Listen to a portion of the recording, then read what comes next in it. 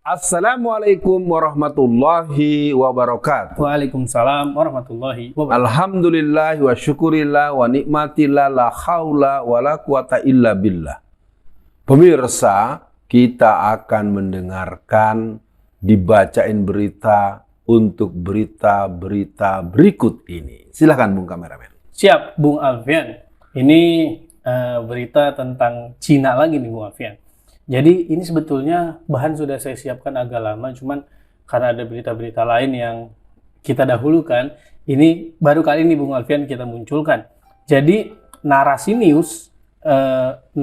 newsroom di Instagramnya itu memposting Bung Alfian tentang, saya bacakan sedikit, polisi rahasia Cina ini ada di 53 negara dan ada 102 kantor di 53 negara tersebut. Katanya sih cuman memantau dan untuk memulangkan warganya yang membangkang serta tinggal di pengasingan. Nah, tapi Bung Alfian, yang unik yang dibahas oleh narasi news ini, yang pertama adalah mereka di negara-negara 53 negara itu dimunculkan dalam bentuk restoran Cina, Bung Alfian. Jadi Chinese food gitu. Nah, setelah berita tentang polisi rahasia itu mencuat, banyak tuh restoran itu yang tiba-tiba tutup. Yang mereka mengelak bukan karena ada berita tentang polisi rahasianya Cina.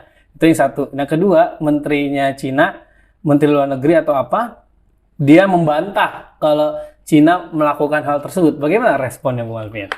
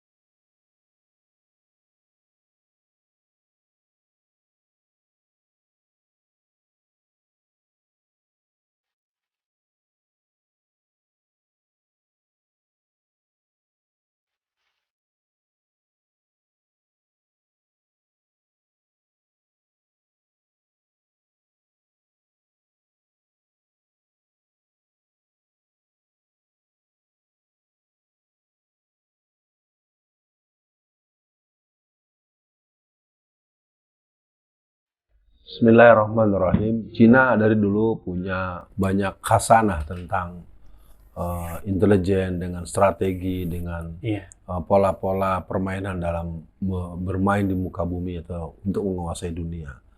Jadi kalau cerita ini dulu sempat terjadi sekitar 5 tahun yang lalu, dipersoalkan adanya peresmian terhadap sebuah kelembagaan kepolisian Cina, kalau nggak salah dengan nama kelembagaan FBI gitu ya. Ya, FBI. Nah, itu sendiri sebuah satuan berseragam yang konon mereka adalah satuan kepolisian yang dimiliki oleh Cina yang dianggap bekerja sama dengan Indonesia. Jadi dipersoalkan bekerja samanya dalam bentuk apa? Sebagai kelembagaankah atau antar negarakah atau gimana kah? Jadi sekali lagi Bung Kameramen, cerita soal polisi Cina ini harus dibaca dengan mendalam karena kelihatannya ini adalah proses ekspansi, proses diaspora, diantaranya mereka juga nanti sebagai bentuk penjajakan untuk daerah-daerah yang akan dianeksasi, daerah-daerah yang akan dijarah, daerah-daerah yang akan dicaplok. Mereka punya pengetahuan secara teritorial, secara geopolitik, secara populasi, secara planologi, secara medan yang akan digarap itu, mereka punya pemetaan yang lengkap. Itu yang harus diwaspadai. Jadi keberadaan polisi rahasia di 52 atau 53 negara dengan 102 kantor di seluruh dunia dan penampakan dalam bentuk restoran Cina harus dilihat. Kalau pernah muncul dengan restoran Cina, berarti dia bisa muncul dalam format kegiatan yang lain. Nah, itu harus jadi perhatian kita.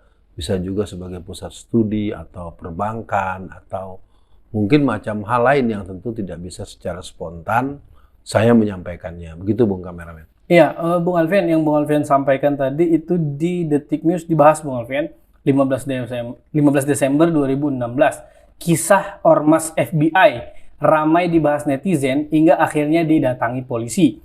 Jadi orang ini sebentar.